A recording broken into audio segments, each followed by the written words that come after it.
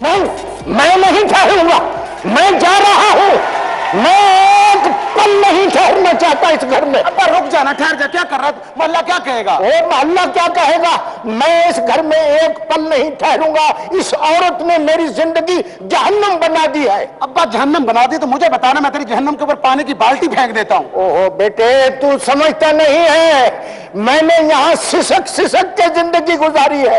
ये इसका मेरे साथ गुजारा नहीं हो सकता। मेरा शो खराब हो जाएगा। इस तरह घर में लड़ाई रखेगा ना अब्बा तो सारे लोग क्या थू थू करेंगे। तू बुला के पूछिए क्या सुलूक करती है मेरे साथ। मैं बर्बाद हो गई, मैं लुटी गई जेलों।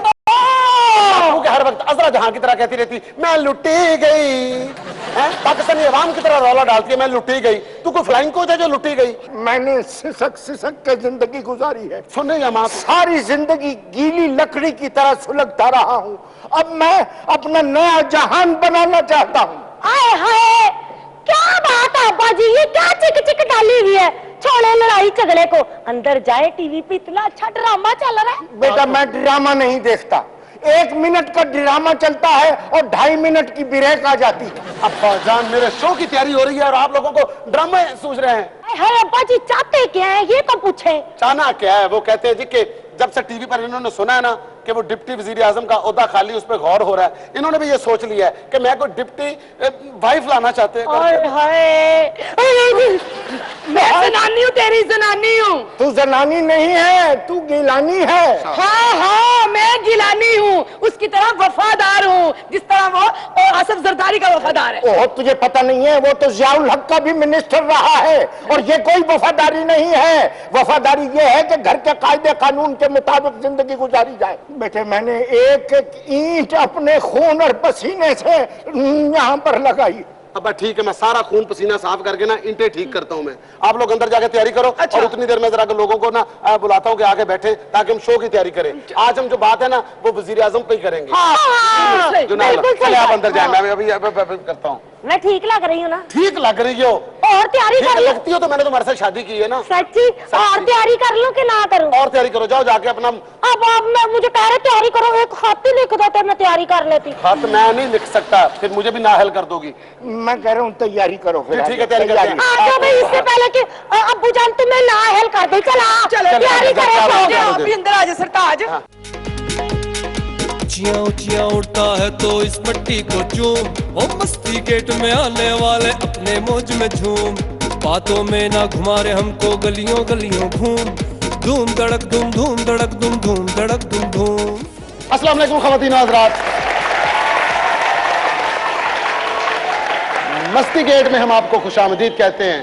ख़वातीन हज़रात, लड़कपन में खत लिखने पर पिटाई हो जाया करती थी और अब खत ना लिखने पर वजीर आजम साबिक वजीर आजम हो जाता है। यूसुफ रजा गिलानी साहब को चाहिए था खत लिख देते, एक सफा तो होता है। क्या हो जाता अगर खत लिख देते? खत लिखने में कबाहत ही क्या है। एक जमाना होता था जब खत लिखने में बड़ा मजा आता था। खत आता था, डाकिए का इंतजार होता था। अम्मा बूढ़ी बैठ के दरवाजे के सामने डाकिए का इंतजार किया करती थी।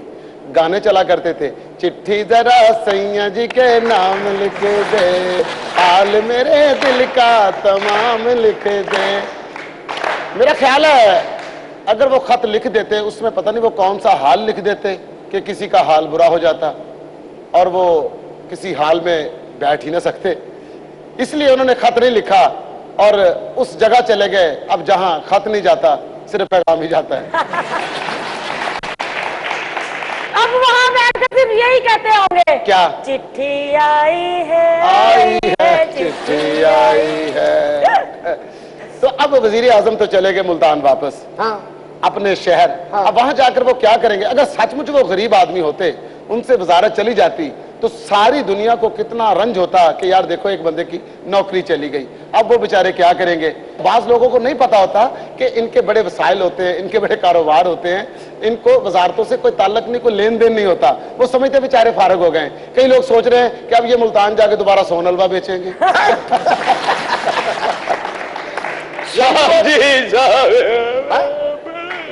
हमारा एयरपोर्ट आ गया। क्या हुआ? गिलानी क्या हो गया उनको? फोन पहुंच गए ने मुल्तान। मैंने कहा पता नहीं पहुंच गए हैं। नहीं नहीं, ये जब भी आता है बुरी बुरी खबरें लेकर आता है, बुरा मुंह बना के आता है। अब्बाजान इसमें इसका क्या कसूर बेचारे का? अब सारा जमाना जानता है कि उन्होंने खत नहीं लिखा, खत ना लिखने की वजह से अपना जस्टिस साहब ने उनको नाअहल करार दे दिया। अब वो अपने ओहदे से हट गए और अब उनकी जगह पर नए वजीर आजम आ गए हैं। नहीं नहीं, क्या है जी? बेटा ये जो नया वजीर आजम है, ये बिजली खोर है, बिजली चूस है। ये जब बिजली का वजीर था तो गोश्त में बिजली भून भून के खाता था, आलू मेथी और बिजली की भुजिया बना के खाया करता था। बेटा अब ये वजीर आजम हो गया है तो ये मुल्क में अंधेरे डाल देगा। साहब जी वैसे गिलानी साहब ने खत क्यों नहीं लिखे यार? क्यों नहीं लिखा? उन्होंने लिखना ही नहीं होता ना। देखो ना मैं, ये ऐसी बात तो नहीं है। कभी ऐसा हो सकता है जी कि उनको खत लिखना ना आता हो? सर जी मैं खत लिखे, मैं बचपन च खत लिखे। हाँ। मैं ना एक लड़की ना मेरा ना लव चलदा सी। अच्छा। मैंने ना रोज खत लिख के इंज सुटदा सी, हाय हाय। चुक के ले जांदी सी। बहुत आ रहा था। फिर मैं लिख के फिर सुटना, फिर ले फुल रिस्पांस। 3 दिन बाद पता लगा कूड़ा चुकने वाली सी। यानी इसका मुकद्दर ही ऐसा है, जब इसकी स्टेटस की क्लास की वो थी तो वो ले जाती। लेकिन अगर गिलानी साहब को लिखना नहीं आता तो भला मेरे साथ राब्ता करते। पीनो कैंची नाम है मेरा, डॉक्टर पीनो हूँ मैं। इतना प्यारा खत लिख कर देती, पूरे इलाके में मैं ही खत लिख कर देती थी लोगों की। अच्छा। हाँ जी, क्या लिखना था? यही लिखना था, अस्सलाम वालेकुम, मैं यहाँ खैरियत से हूँ और आपकी खैरियत मतलूब चाहती हूँ। नहीं, असल में विक्की बेटे ये जो खत लिखती रही है ना, वो पढ़ने वाले खुद ही समझ जाते थे, उसका कोना फाड़ दिया करती थी। साहब जी मैं ना एक खत लिखिया, इंज करके अपने खून दे नाल ते काले दे के सुटिया। अच्छा। एक कुड़ी चुक के ले गई। फिर वो डॉक्टर सी, उन्हें रिपोर्ट भेजती, वो नेगेटिव। साहब जी गिलानी साहब दे उन्हें हालात बड़े खराब हो गए। हुण ते अपने यारां दोस्तां ने मशवरा कर रहे ने। क्या? यार अमजद हालात बड़े खराब आ, मैं बूहे अगे बिलियर्ड ना रख ला। यार इतने भी बुरे हालात नहीं है। और राजा परवेज साहब ने फोन करके हुण कह रहे ने, यार मेरे चाचे दा मुंडा फड़िया गया है, चाचा नु फोन ते करी जरा यार। अच्छा जी मुझे एक बात बताइए अब्बाजान। हाँ। अब हमारे नए वजीर आजम जो हैं वो आ गए हैं राजा परवेज अशरफ साहब। अच्छा, आप उनके आने पर क्या कहेंगे? मैं उनको खुशामदेद कहते हुए गाना गाऊंगा। कौन सा? आने पे उसके जाए बाहर, जाने से उसके आए बाहर। अब्बाजान आपने तो गाना उलट कर दिया है। नहीं, वो बंदा इसी काबिल है, उसमें उल्टा ही गाना चलेगा। बाबा जी मैं दाद देता हूँ, आपने कूजे को समंदर में बंद करके तो कूजे को समंदर में बंद कर दिया। यानी ये खुद भी जैसा है वैसी बात कर देता है, ये मेरा भाई नहीं है। ख़वातीन और हज़रात हमारे साथ रहिएगा। यहाँ पर लेते हैं छोटी सी ब्रेक और ब्रेक के बाद हम अपने मेहमान के साथ आपके साथ दोबारा मुलाकात करेंगे। हमारे साथ रहिएगा। वेलकम बैक ख़वातीन और हज़रात। यूसुफ रजा गिलानी साहब का करियर जो था वो लोड शेडिंग की वजह से तारीख था या उनके सियासी हवाले से? आज हमारा मौजू यही है और इस पर गुफ्तगू करेंगे हमारे साथ जनाब परवेज मलक साहब। प्लीज उनका इस्तकबाल कीजिएगा। परवेज मलक साहब।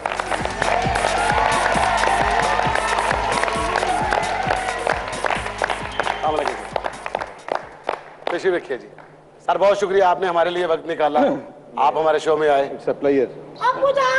मैंने शो नहीं करना, मैं आपको बता दूं। भाई क्या बात हुई है? ये देखा मेरा तारा भी ठीक लिख रहा है, उसको सही तरह उनको बताया ही, लेकिन पीनो कैंची मेरा नाम है, मैं कुतर के रख देती हूँ। बताया इनको मेरा नाम क्या है, मैं पढ़ी लिखी खतून को यहाँ मिली हूँ, मैं भी इधर बात करने बैठी हूँ। अब ये चबड़ चबड़ जितनी बातें तूने की हैं, इसके बाद किसी तारुफ की जरूरत रह जाती है? मेरी बीवी है, ये मेरे लिए जहर बुखारी है। आराम करिए, आप भी मेरे लिए कोई मुबशर लुकमान से काम नहीं है। ओहो भाई, मेहमान आए हुए हैं, मेहमानों के सामने। अस्सलाम वालेकुम जी। अच्छा जी बेटा, आपसे हमारे भाई ने नाराज कर दिया आपको, क्या हुआ? ये अक्सर मुझे नाराज कर देते, पर मुझे तलाक नहीं देते, मैंने बड़ी दफा मांगी।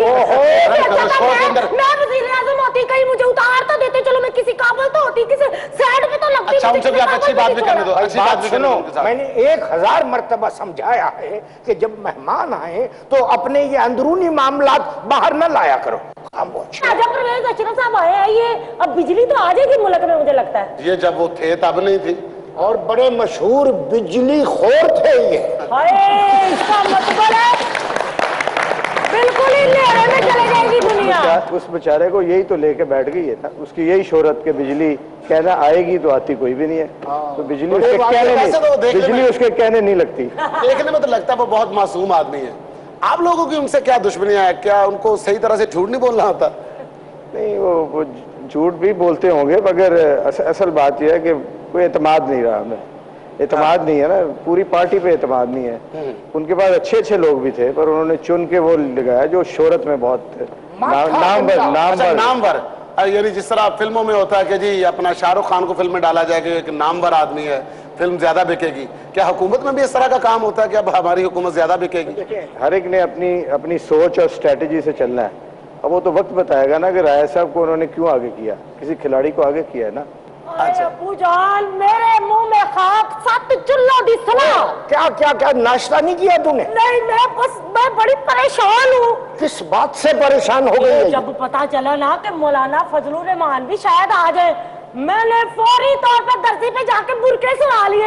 मैं तो बाद में राशो देना, दर्जियों के पास टाइम नहीं होना। शुक्र है वो आए नहीं। भाई इसीलिए नहीं आए कि तूने बुरके सिलवा लिए थे, ये फजूल खर्ची कर ली। क्या ये बात सही है कि जी अगर मौलाना फजलुर रहमान साहब आ जाते हैं तो इतना पर्दा हो जाएगा मुल्क के अंदर, एकदम से इतनी तब्दीली आ सकती है? वो शायद लोगों के पर्दे में तो बिलीव करते हैं, मगर अपने पर्दे में बिलीव नहीं करते। अच्छा, खुद वो माशाल्लाह खुली किताब है, इमरान हाशमी टाइप। ऐसे राजा परवेज अशरफ साहब ਜਿਹੜੇ ਨੇ ਜੀ ਇਸ ਕੌਮ ਦੇ ਮੋਹਸਨ ਵੀ ਨੇ, ਉਹਨਾਂ ਦੇ ਮੂੰਹ ਨੂੰ ਵੇਖ ਕੇ ਤੇ यूपीएस ਇਜਾਦ ਹੋਇਆ। अच्छा जी, क्या बात कर रहे ਉਸ हो? ਤੋਂ ਪਹਿਲੇ यूपीएस ਦਾ ਤਸੱਵਰ ਹੀ ਨਹੀਂ ਸੀ ਜੀ। अच्छा, अब वजीर आजम होंगे तो कोई और चीज इजाद होएगी। मसलन लिहाजा तरक्की हो रही है ना जी। हाँ। तरक्की हो रही है राजा साहब दे आन नाल। क्या हो तरक्की? सकता है कैंचियां नवियां इजाद हो जान, उस तरह नवे इजाद हो जान। कोई राजे ने ना जी। उस तरह बात करें जिस तरह हमने आपसे कहा हुआ है। अच्छा अच्छा अच्छा। वैसे परवेज मलिक साहब ने मैं मिलके बड़ी खुशी हुई जी। हाँ हाँ। इन्होंने मैं फिल्मां वेखियां ने, और तलाश, जंजीर, दुश्मन, आखिरी फिल्म सी शहजादा। भाई ये वो नहीं है, ये सियासतदान है। मलिक साहब अक्सर देखने में आया है कि मुख्तलिफ फैमिलीज में, मसलन भाई एक पार्टी में होता है, चचा दूसरी पार्टी में होता है, और दीगर रिश्तेदार जो हैं वो किसी और पार्टी में होते हैं। क्या ऐसा आपकी पार्टी में भी है? मेरी पार्टी में तो नहीं, मेरे खानदान में है। खानदान में? जी जी, मेरा यही मकसद। आपने रिसर्च अच्छी की लगती है।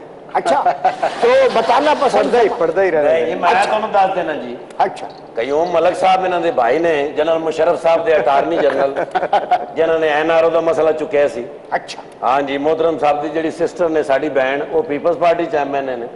अच्छा। आप मुस्लिम लीग नून च ने। अच्छा। लेकिन मैं मुस्लिम लीग नून इस वास्ते पसंद करना कि इन्हों का ज़हन एडवांस चलता है। अच्छा। हाँ जी, नवाज शरीफ साहब ने वाल नहीं लवाए, एडवांस उन्होंने सोचा, वरना और 6 महीने बाद उसे वैपर लगने सन। एडवांस सोच है ना। कितने झगड़े होते होंगे सारे अलग अलग। नहीं नहीं, देखो ये नजरियात की बात होती है। मैं एम आई राइट? अरे साहब देखें, ये तो वक्त बताता है ना। अब ऐसा वक्त भी आया कि हर चीज हो सकती थी, मगर हम हर आदमी अपने नजरिए पे ठहरा ना। अच्छा। जमहूरियत को मजबूत करने के लिए तालीम का होना